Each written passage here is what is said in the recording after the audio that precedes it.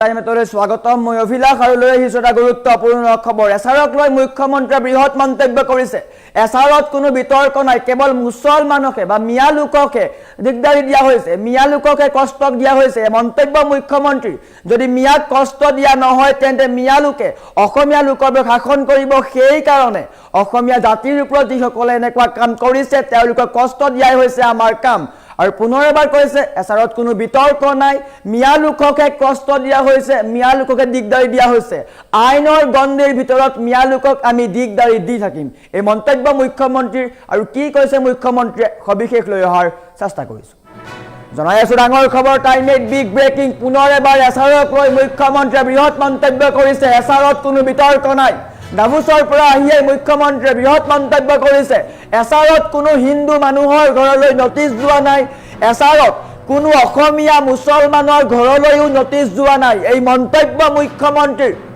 অসমীয়া লোকক কোনো এক নটিচ দিয়া নাই কেৱল মিয়াক নটিচ দিয়া হৈছে মিয়াক নটিচ দি থাকিব লাগিব নহলে মূৰৰ ওপৰত উঠিব মিয়াক যিমান পাৰো আমি দিগদাৰি দি থাকিম এই মন্তব্য মুখ্যমন্ত্ৰীৰ মিয়াক যিমান পাৰো আমি দিগদাৰি দি থাকিম ইয়াত লুকুৱাবলগীয়া ঢাকিবলগীয়া নকবলগীয়া একো নাই আমাৰ স্পষ্ট কথা মিয়া লোকক আমি কষ্টহে দি আছো মিয়াসকলে বুজি পাব লাগিব যে তেওঁলোকে অসমীয়াৰ কাৰণে যি কৰিছে সেয়া প্ৰতিৰোধ কৰি আছে অসমীয়াই এছাৰতো 2 পৰা 4খন নটিচ যাব উচ্ছেদতো যাব গতিকে মিয়াক দিগদাৰি দি থাকিম মিয়াৰ লগত আমি এইবোৰ কৰিয়েই থাকিম এই মন্তব্য মুখ্যমন্ত্ৰীৰ এছাৰত বিতৰ্ক হোৱা নাই কোনো বিসংগতি নাই কেৱল মিয়াক কষ্টহে দিয়া হৈছে আইনৰ গণ্ডিৰ ভিতৰত থাকি আমি মিয়াক দিগদাৰি দিম আমাৰ জাতিক শেষ কৰাৰ চেষ্টা কৰাসকলৰ বিৰুদ্ধে বা কৰাসকলৰ সৈতে আমি কেতিয়াও নাথাকো আৰু এনেকৈ এছাৰক লৈ মুখ্যমন্ত্ৰীয়ে বৃহৎ মন্তব্য কৰিছে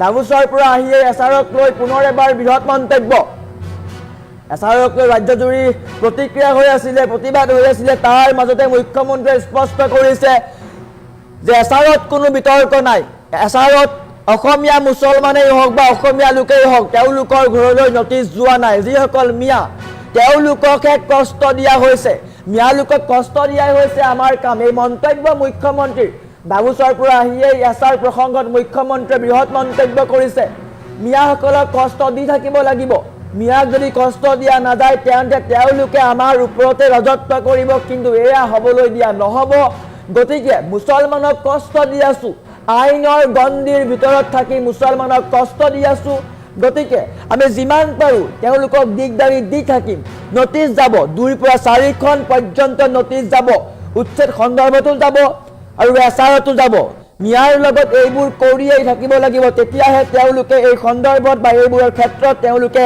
গম পাব যে অসমীয়া লোক জাগিছে আৰু এনেকৈ বৃহৎ মন্তব্য কৰিছে মুখ্যমন্ত্ৰীয়ে এছাৰক লৈ স্পষ্টকৈ কৈছে এছাৰত কোনো বিতৰ্ক নাই মিয়াবিলাকক কষ্টহে দিয়া হৈছে নহলে মিয়া মূৰৰ ওপৰত উঠিব বৰ্তমান সময়ত ৰাজ্যৰ পৰিস্থিতি অতিকৈ সংকটজনক মিয়াই দখল কৰিছে ভূমি মিয়াই অসমীয়া সংস্কৃতি ধ্বংস কৰিছে গতিকে এইবোৰ কৰাৰ আগতে আমাৰ মূৰৰ ওপৰত উঠাৰ আগতে মিয়াক কষ্ট দিব লাগিব যাৰ কাৰণে আমি এনেকুৱা কাম কৰি আছো এছাৰত কোনো বিতৰ্ক নাই চিন্তা কৰিবলগীয়া নালাগে কোনো অসমীয়া মুছলমান কোনো অসমীয়া লোক কোনো খিলঞ্জীয়া লোকৰ নাম কাট নাখায় কেৱল মাত্ৰ মিয়া লোকক কষ্টহে দিয়া হৈছে মিয়াসকলক কষ্ট দিয়া হৈছে আৰু আগলৈও আমি কষ্ট দিম মিয়া লোকক কষ্ট দিয়াই হৈছে আমাৰ কাম দিগদাৰি দি থকাই হৈছে আমাৰ কাম যদি আমি দিগদাৰি নিদিওঁ তেন্তে তেওঁলোকে অসমীয়াৰ ওপৰতে ৰাজত্ব কৰিব এয়া হ'বলৈ দিয়া নহ'ব গতিকে মুখ্যমন্ত্ৰীয়ে স্পষ্টকৈ কৈছে আমাৰ ইয়াত লুকুৱাবলগীয়া কোনো কথা নাই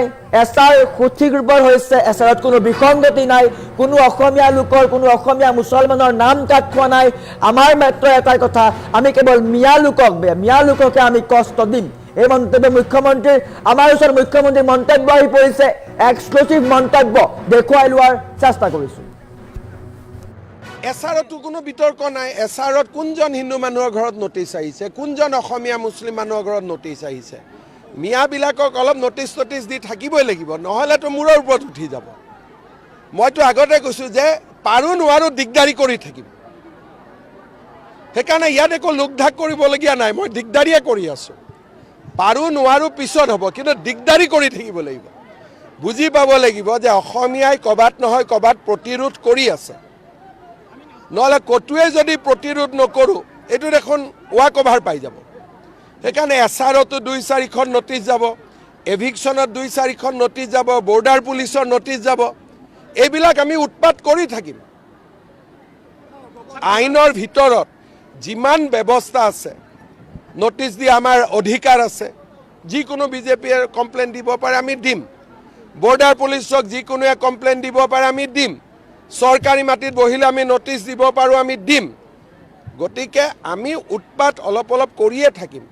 নহ'লে ভাবিব যে অসমীয়াক আমি খুৱাই দিলোঁ আৰু এতিয়া ওপৰত ৰোলাৰখন চলাই দিলেই হ'ব। তেনেকৈতো নহ'ব। আমি দুখীয়া দৰিদ্ৰ মিয়া হওক, অসমীয়া হওক, হিন্দু হওক, মুছলমান হওক, চবৰ লগত আছোঁ। কিন্তু আমাৰ জাতিটোক শেষ কৰি দিয়ক, তাৰ লগততো কোনো থাকিব নোৱাৰিব। জাতিটোৱে ক'ৰবাত নহয় ক'ৰবাততো প্ৰতিৰোধ কৰি থাকিব লাগিব।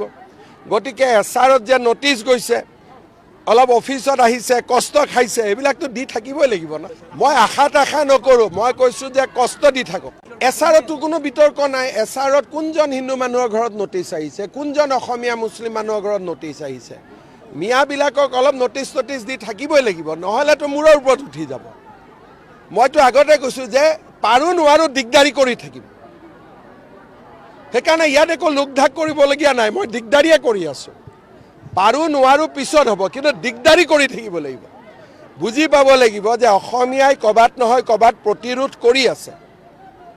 নহ'লে ক'তোৱে যদি প্ৰতিৰোধ নকৰোঁ এইটো দেখোন ৱাক অভাৰ পাই যাব।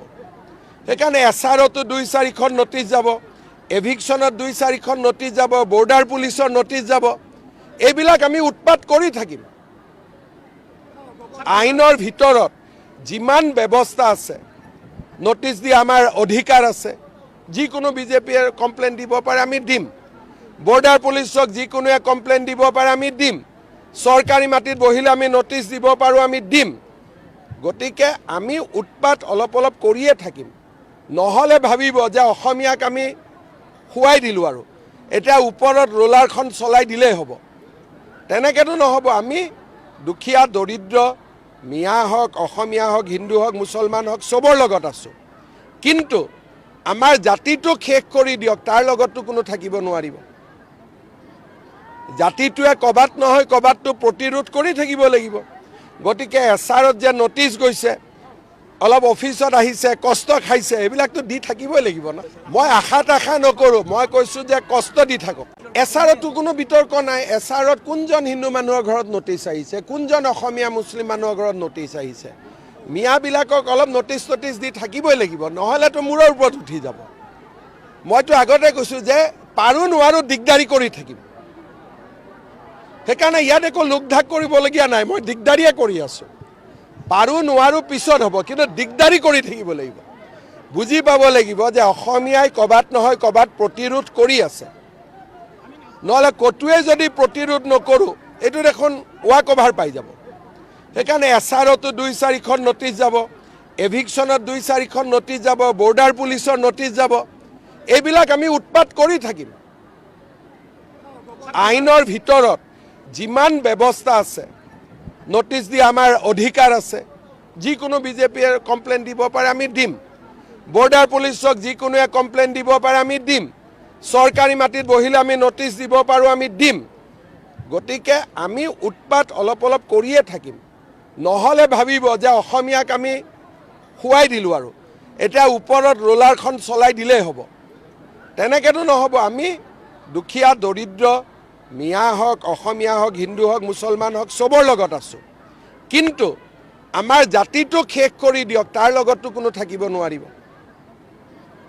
জাতিটোৱে ক'ৰবাত নহয় ক'ৰবাততো প্ৰতিৰোধ কৰি থাকিব লাগিব। গতিকে এছআৰত যে নটিচ গৈছে, অলপ অফিচত আহিছে, কষ্ট খাইছে, এইবিলাকতো দি থাকিবই লাগিব ন। মই আশা নকৰোঁ, মই কৈছোঁ যে কষ্ট দি থাকক। এছআৰতো কোনো বিতৰ্ক নাই। এছআৰত কোনজন হিন্দু মানুহৰ ঘৰত নটিচ আহিছে, কোনজন অসমীয়া মুছলিম মানুহৰ ঘৰত নটিচ আহিছে। মিয়াবিলাকক অলপ নটিচ দি থাকিবই লাগিব, নহ'লেতো মূৰৰ ওপৰত উঠি যাব। মইতো আগতে কৈছোঁ যে পাৰোঁ নোৱাৰোঁ দিগদাৰি কৰি থাকিম। সেইকাৰণে ইয়াত একো লোকধাক কৰিবলগীয়া নাই, মই দিগদাৰিয়ে কৰি আছোঁ। পাৰোঁ নোৱাৰোঁ পিছত হ'ব, কিন্তু দিগদাৰি কৰি থাকিব লাগিব। বুজি পাব লাগিব যে অসমীয়াই ক'ৰবাত নহয় ক'ৰবাত প্ৰতিৰোধ কৰি আছে। নহ'লে ক'তোৱে যদি প্ৰতিৰোধ নকৰোঁ এইটো দেখোন ৱাক অভাৰ পাই যাব। সেইকাৰণে এছআৰতো 2-4খন নটিচ যাব, এভিকশ্যনত 2-4খন নটিচ যাব, বৰ্ডাৰ পুলিচৰ নটিচ যাব। এইবিলাক আমি উৎপাত কৰি থাকিম। আইনৰ ভিতৰত যিমান ব্যৱস্থা আছে নটিচ দিয়া আমাৰ অধিকাৰ আছে। যিকোনো বিজেপিয়ে কমপ্লেইন দিব পাৰে, আমি দিম। বৰ্ডাৰ পুলিচক যিকোনোৱে কমপ্লেইন দিব পাৰে, আমি দিম। চৰকাৰী মাটিত বহিলে আমি নটিচ দিব পাৰোঁ, আমি দিম। গতিকে আমি উৎপাত অলপ অলপ কৰিয়ে থাকিম। নহ'লে ভাবিব যে অসমীয়াক আমি খুৱাই দিলোঁ আৰু এতিয়া ওপৰত ৰোলাৰখন চলাই দিলেই হ'ব।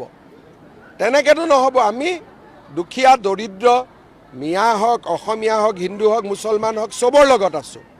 কিন্তু আমাৰ জাতিটোক শেষ কৰি দিয়ক, তাৰ লগততো কোনো থাকিব নোৱাৰিব। জাতিটোৱে ক'ৰবাত নহয় ক'ৰবাততো প্ৰতিৰোধ কৰি থাকিব লাগিব। গতিকে এছআৰত যে নটিচ গৈছে, অলপ অফিচত আহিছে, কষ্ট খাইছে, এইবিলাকতো দি থাকিবই লাগিব ন। মই আশা নকৰোঁ, মই কৈছোঁ যে কষ্ট দি থাকক। এছআৰতো কোনো বিতৰ্ক নাই। এছআৰত কোনজন হিন্দু মানুহৰ ঘৰত নটিচ আহিছে, কোনজন অসমীয়া মুছলিম মানুহৰ ঘৰত নটিচ আহিছে। মিয়াবিলাকক অলপ নটিচ দি থাকিবই লাগিব।